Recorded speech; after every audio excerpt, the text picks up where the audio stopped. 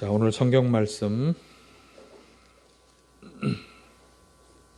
시편 119편 105절에서 112절, 시편 119편 105절에서 112절. 자, 앞에 보시면 제가 세 번역으로 봉독하겠습니다. 주님의 말씀은 내 발의 등불이요 내 길에 빛입니다. 주님의 의로운 규례들을 지키려고 나는 맹세하고 또 다짐합니다. 주님, 내가 받는 고난이 너무 심하니 주님께서 약속하신 대로 나를 살려주십시오. 주님, 내가 기쁨으로 드리는 감사의 기도를 즐거이 받아주시고 주님의 규례를 내게 가르쳐 주십시오. 내 생명은 언제나 위기에 처해 있습니다만 내가 주님의 법을 잊지 않습니다. 악인들은 내 앞에다가 올무를 놓지만 나는 주님의 법도를 벗어나지 않습니다.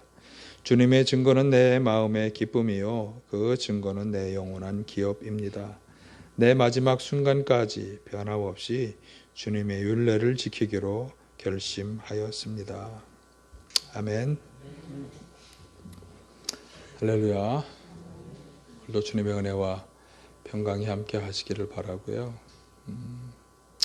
특별히 예배 시간에 말씀 시간만 되면 왜 이렇게 말씀에 집중이 안 되고 눈이 감기지? 그런 분들은 오늘 특별히 이 말씀을 잘 귀 기울여 들으시기 바랍니다. 말씀이 우리에게 어떤 일을 하시는가, 그것을 잘 설명해 주고 있거든요. 사실 지난 3주간에 우리가 로마서 6, 7장을 통해서 죄와 관련된 귀한 복음의 말씀을 들었는데, 제가 3주 전에 이 말씀을 드릴 때 이제는 우리가 복음의 말씀을 들어야 할 때다, 그렇게 말씀을 드리면서 로마서의 말씀들을 시작했었어요. 세 가지 중요한 교훈들을 말씀드렸는데, 첫째는 우리가 예수 그리스도를 통해 죄사함의 은혜를 받고 새 언약의 백성이 되었음에도 불구하고 왜 우리가 여전히 죄 가운데 있는가? 그러니까 죄를 짓지 않도록 해야 한다. 이 세상이 죄악 가운데에서 우리로 하여금 자꾸 죄악 가운데 머물게 하고 있는데 어떻게 해서든 우리가 그것과 싸워 이겨야 한다.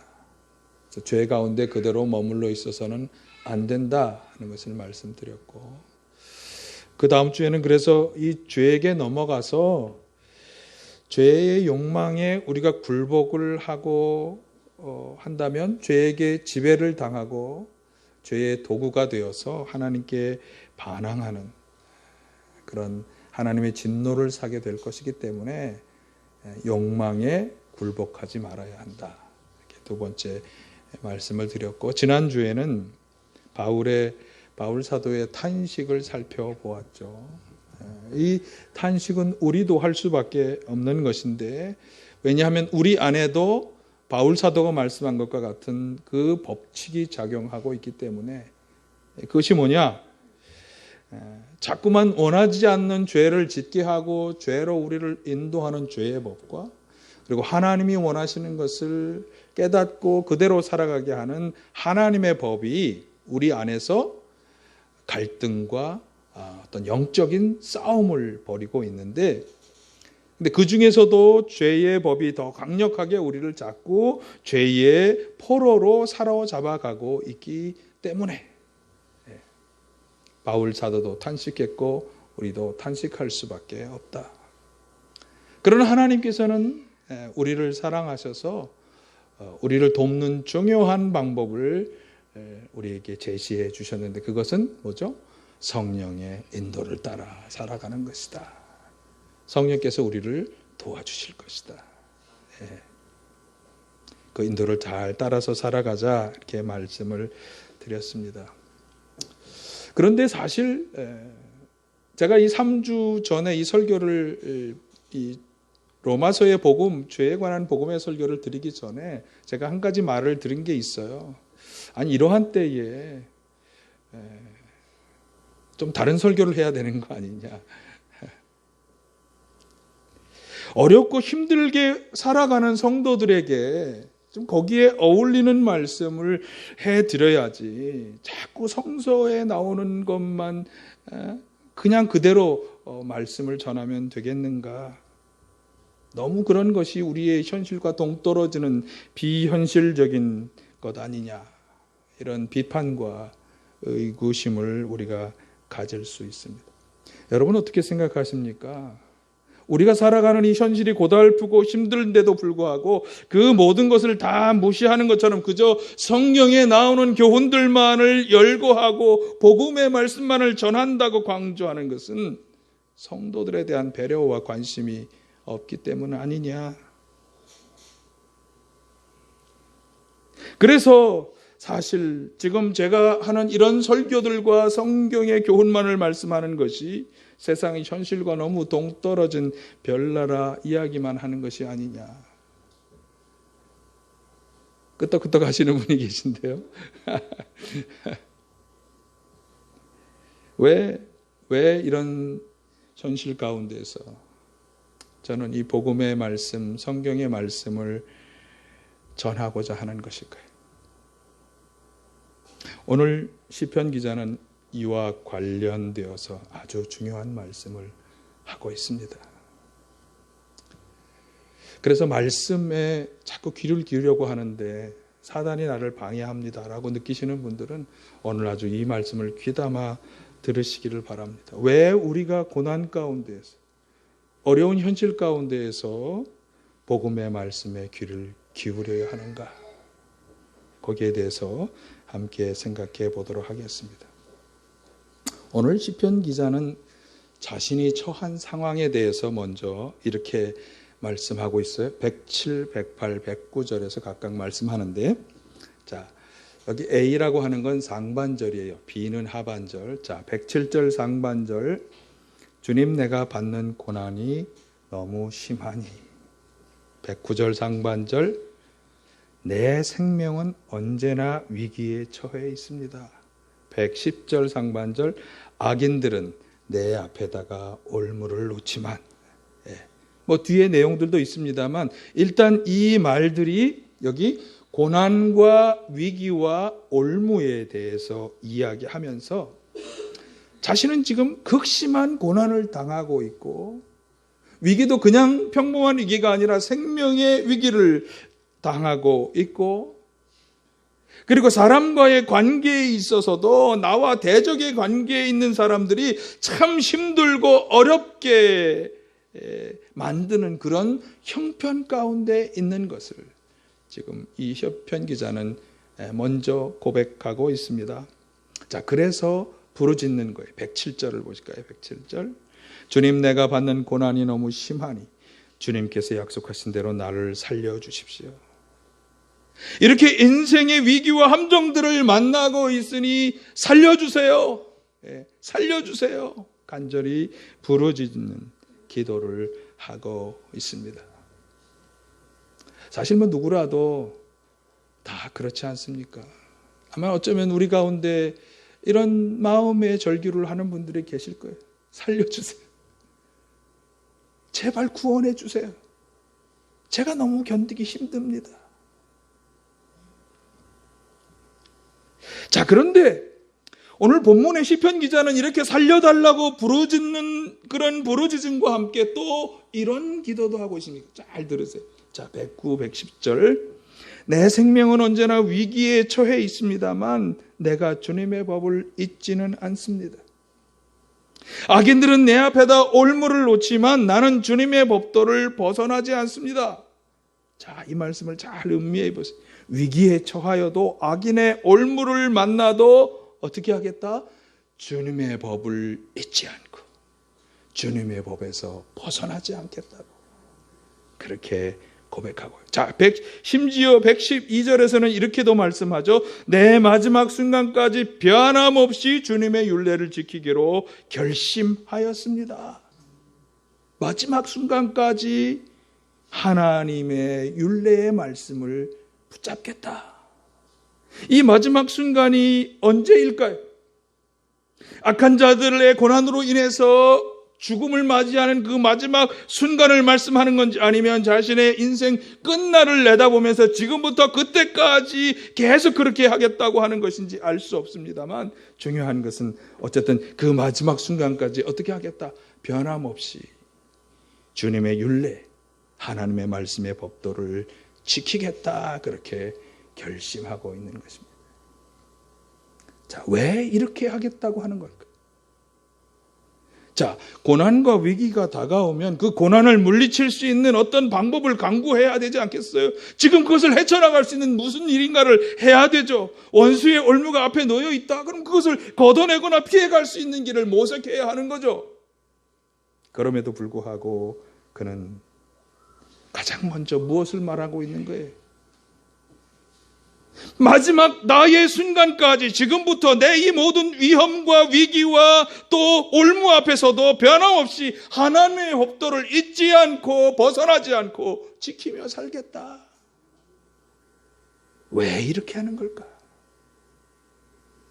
왜 이렇게 하는 걸까? 왜 우리는 이 어려운 때에 하나님의 말씀을 천착하며 거기에 귀를 기울여 듣고 천착하며 살아가야 하는 것일까? 사실 시편 119편은 아주 긴 176절로 구성된 장시인데,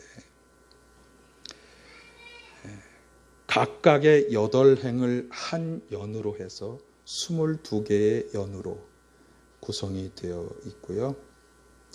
22개의 연은 각각 히브리어 알파벳의 순서로 되어 있습니다. 그래서 알렙, 베스 이렇게 쭉 히브리어 알파벳이 시작되는데, 119편의 처음 1절은 알렙이라고 하는 단어로 시작되면서 8개의 행이 이루어진 것이 한 연입니다. 오늘 우리가 읽은 105절부터 112절은 눈에 해당, 눈이라고 하는 히브리어 알파벳에 해당하는 14번째 연이 되겠어요. 그런데 이 모든 연들에서 하나같이 이야기하는 중요한 관통하는 주제가 있는데, 그 관통하는 주제가 뭐냐면 하나님의 말씀이라고 하는 주제. 물론 여기 보면 하나님의 말씀이 굉장히 다양한 이름으로 불리고 있어요. 말씀이라고 하기도 하고, 증거라고 하기도 하고, 규례, 판단, 법도, 율례, 계명 여러 가지 이름으로 다 불리우지만 이 모든 것이 다 가리키는 게 뭐냐면 신명기의 언약 조항을 가리키는 것입니다. 쉽게 말해서 우리가 십계명이라고 부르는 그 계명의 말씀들과 그 계명의 말씀을 설명해 놓은 신명기에 있는 여러 가지 법규들을 다 통칭해서 하는 말씀이에요. 그러니까 22개의 연들이 다 거기에 관한 각각의 상황에 대한 말씀을 하고 있는데, 오늘 이 14번째 연에서 시편 기자는, 가장 중요한 시편 기자가 여기서 얘기하고 있는 주제는 자신의 인생의 고난과 위기를 당하였을 때에도 하나님의 말씀을 붙잡았다. 잊지 않고 벗어나지 않고 거기에 준행하며 살아가겠다고 결심하였다라고 고백하고 있는 것입니다. 왜 그렇게 하고 있을까? 사실 이 시편 119편의 말씀만은 아닙니다. 성서의 여러 곳에서 고난과 위기를 당한 하나님의 백성들에게 하나님이 한결같이 요청하시는 건 하나님의 말씀을 귀 기울여 들어라 라고 하시는 요청입니다. 대표적으로 이사야 55장을 보실까요? 이렇게 말씀합니다. 이사야 55장 1에서 3절. 너희 목마른 사람들아 어서 물러 나오너라. 돈이 없는 사람도 오너라. 너희는 와서 사서 먹되 돈도 내지 말고 값도 지출하지 말고 포도주와 젖을 사거라. 어찌하여 너희는 양식을 얻지도 못하면서 돈을 지불하며 배부르게 하여 주지도 못하는데 그것 때문에 수고하느냐? 들어라. 내가 하는 말을 들어라. 그리하면 너희가 좋은 것을 먹을 것이며 기름진 것으로 너희 마음이 즐거울 것이다. 너희는 귀를 기울이고 나에게 와서 들어라. 그러면 너희 영혼이 살 것이다. 아멘. 어떻게 보면 이 이사야 55장에 있는 말씀이 왜 그렇게 지금 시편 기자가 하나님의 말씀을, 그 계명의 말씀을 기억하고 잊지 않고 준행하며 살아가겠다고 이야기하는지에 대한 거의 퍼펙트한 대답이 되겠습니다. 여기 너희 목마른 사람들아, 누구를 말하는 걸까요? 물이 없어서 목마른 사람들을 당연히 가리키는 말이지만 이것은 아주 중요한 은의적 표현이잖아요. 인생의 모든 일들에 있어서 목마름과 갈급함을 가지고 살아가는 당신의 백성들, 특별히 인생의 고난과 위기 앞에서 그 해답을 찾고 어떻게 해야 할지 그 답을 구하는 성도들에게 하시는 말씀이잖아요. 돈이 없어도 돼. 아무런 대가를 치르지 않아도 돼. 그저 나에게 와서 내가 하는 말을 듣기만 하면 돼. 그렇게 말씀하시고 있는 거죠. 듣기만 하면 좋은 것, 기름진 것을 먹고 즐거울 거라고, 채워질 거라고, 그리고 영원히 살게 될 거라고, 고난과 어려움 가운데 피폐해져 있는 심령이 되살아나게 될 것이라고 말씀하고 있는 것입니다. 자, 56장도 거의 비슷한 말씀을 하고 있는데요. 56장의 말씀은 당시에 소외당하고 백척당하는 대표적인 두 부류의 사람들에게 하시는 말씀이에요. 첫 번째 사람은 여기 4절 5절에 보면 비록 고자라도 그렇게 말씀하고 있고, 6절 7절은 이방 사람들은 이렇게 얘기하고 있어요. 자, 4, 5절을 한번 보실까요? 비록 고자라도 나의 안식일을 지키고 나를 기쁘게 하는 일을 하고 나의 언약을 철저히 지키면 그들의 이름이 나의 성전과 나의 성벽 안에서 영원히 기억되도록 하겠다. 아들, 딸을 두어서 이름을 남기는 것보다 더 낫게 하여 주겠다. 그들의 이름이 잊혀지지 않도록 영원한 명성을 그들에게 주겠다. 비록 고자라도, 이건 남자에 해당하는 것이지만 여성들의 경우면 임신을 하지 못하는 불임의 여인을 가리키는 말이겠죠. 예.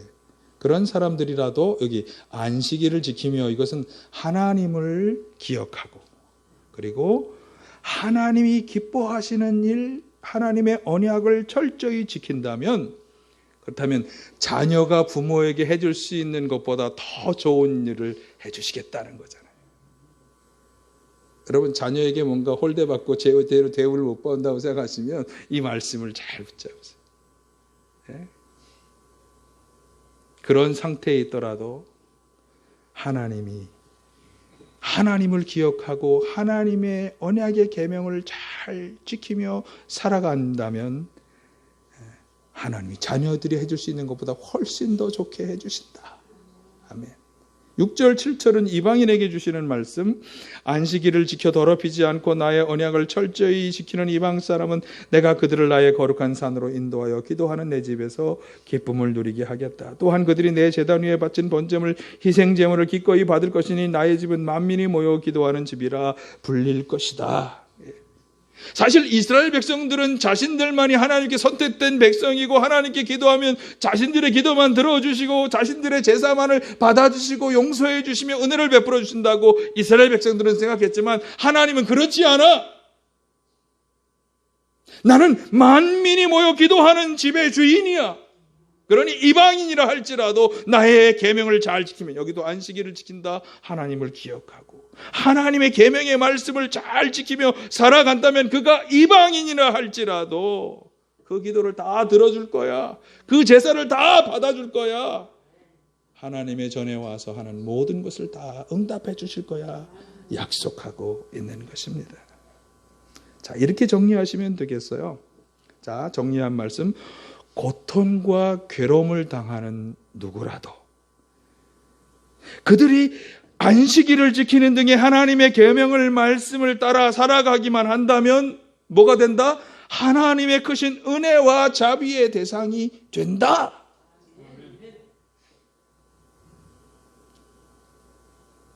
지금 시편 기자가 고난과 위기를 당하여서 하나님의 말씀을 잊지 않고 벗어나지 않고 그 말씀에 순종하며 지키고 살아가겠다고 하는 말씀은 바로 이러한 하나님의 은혜의 법칙을 알고 있는 거예요. 어떤 법칙?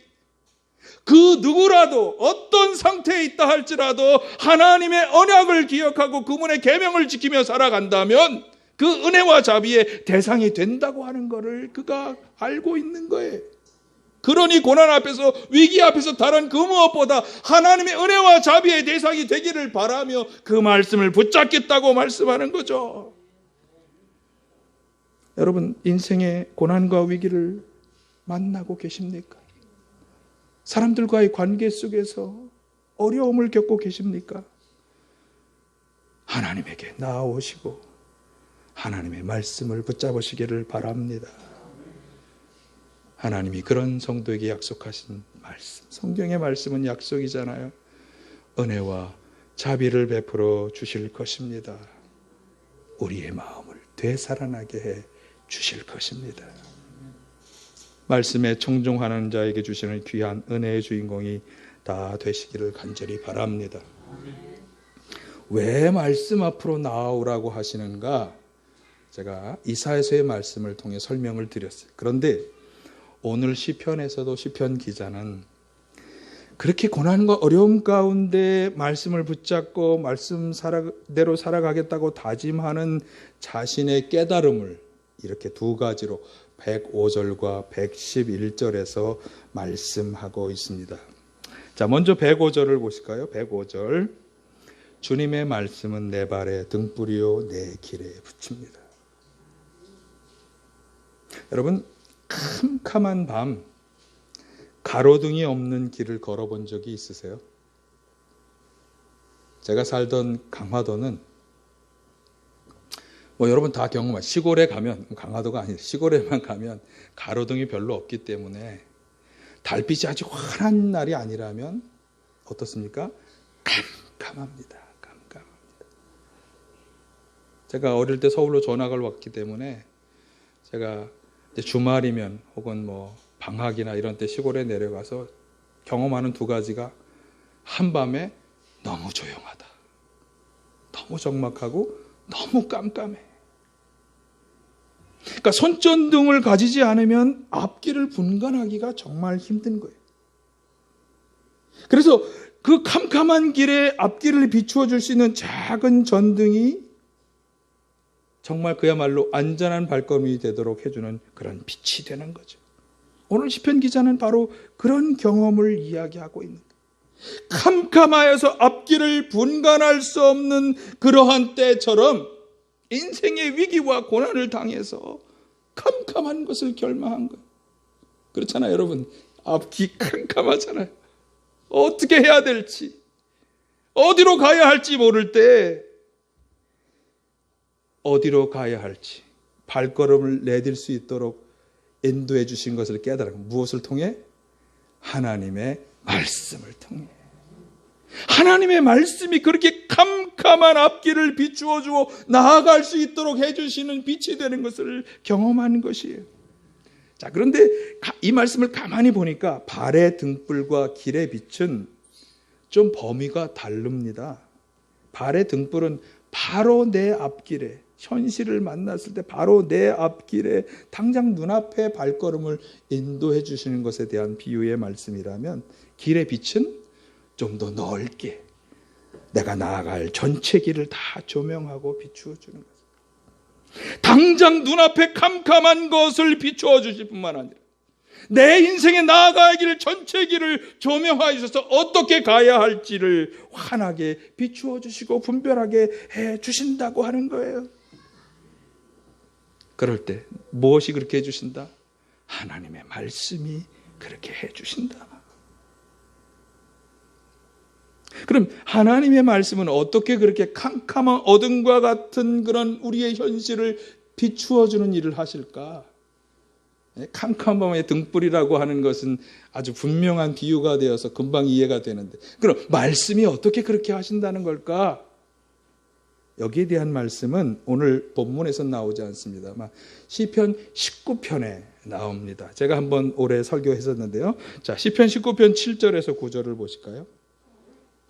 주님의 교훈은 완전하여서 사람에게 생기를 북돋워 주고 주님의 증거는 참되어서 어리석은 자를 깨우쳐 준다. 주님의 교훈은 정직하여서 마음의 기쁨을 안겨주고 주님의 계명은 순수하여서 사람의 눈을 밝혀준다. 주님의 말씀은 티없이 맑아서 영원토록 견고히 서 있으며 주님의 법궤는 참되어서 한결같이 바르다. 자, 여러 가지 이야기를 하지만 특별히 7절 하반절, 8절 하반절에 보면 주님의 증거가 어떤 일을 하는가 하면 어리석은 자를 깨우쳐주고, 그러니까 뭔가 우리를 어리석게 만드는 것들로부터 우리의 눈도 열어주고, 그 다음에 그래서 사람의 눈을 밝혀준다. 눈을 열어주고 깨우쳐주고 알고 분별하게 하는 거죠. 뭐가? 하나님의 말씀이. 자, 그래서 11, 12절도 보실까요? 11, 12절. 그러므로 주님의 종이 그 교훈으로 경고를 받고, 경고해 주시는 거예요.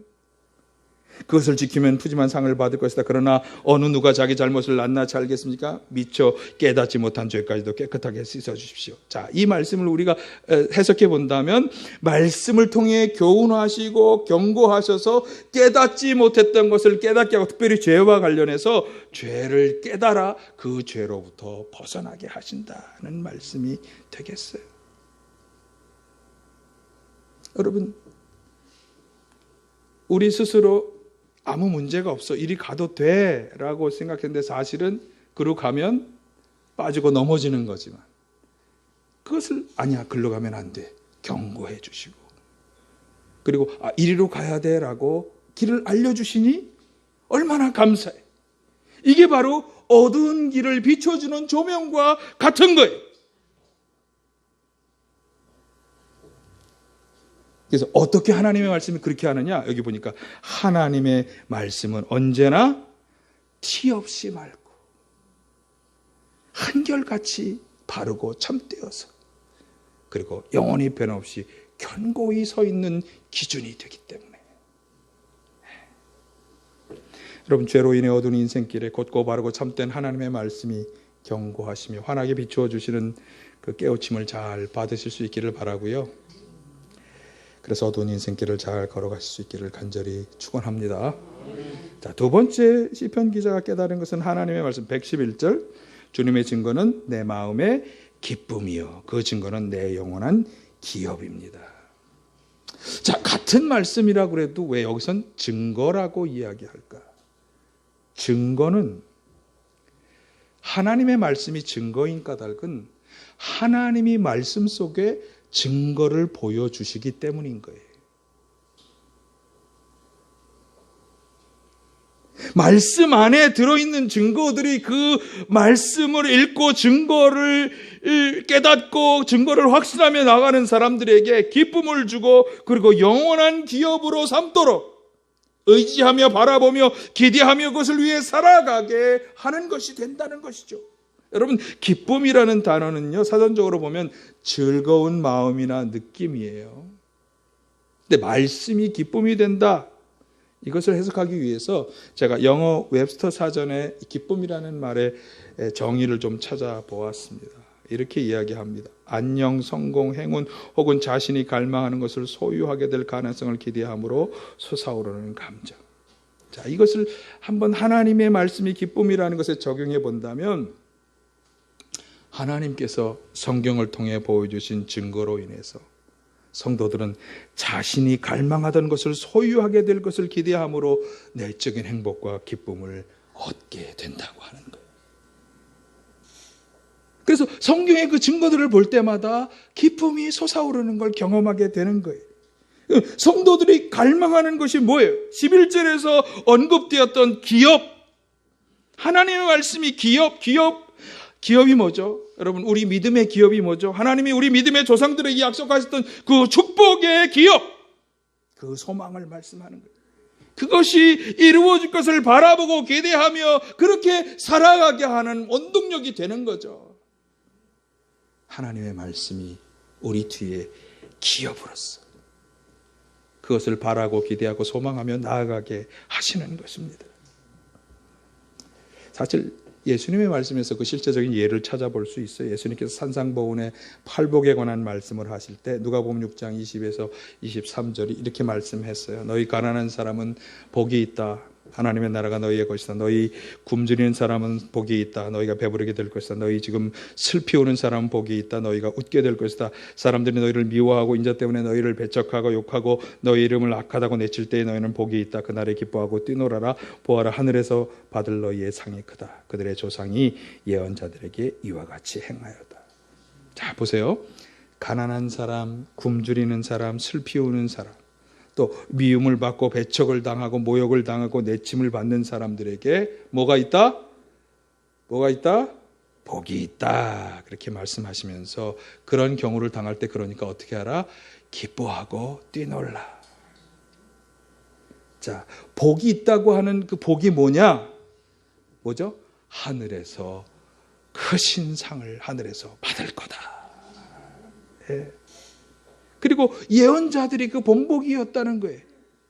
조상들 중에 예언자를 그렇게 박해하고 죽인 사람들도 있었지만 그러나 결국은 하나님이 그 예언자들을 복 주시고 높여주시고 그렇게 하셨다라고 하는 것을 성경이 증거로 보여준다고 하는 것이죠. 그렇게 핍박을 받았지만 하나님의 상급을 받았고 하나님 나라에 그들이 들어가 영원한 생명의 기쁨의 삶을 살고 있는 그 하나님의 약속이 성취되었다고 하는 것을 우리가 성경을 통해 볼 수 있기 때문에 증거인 거죠. 증거.